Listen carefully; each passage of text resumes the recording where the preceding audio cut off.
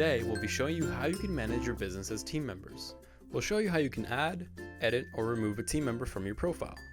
We'll also show you how you can make a team member the face of the business. Let's get started.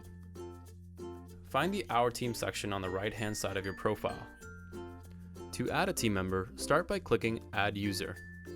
A pop-up will open where you can add this new member's information, including their name, position, email, and password for their Alignable account. Make sure to use an email that has not been used by any other accounts. Once you're done, click Create User. Make sure to let your colleague know their email and password so that they can log in successfully.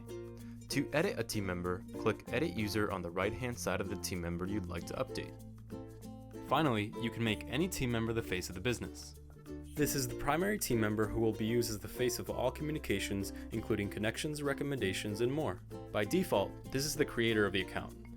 However, if you'd like to change it, just click Edit User on the member you want to change it to and toggle Use as Face of the Business.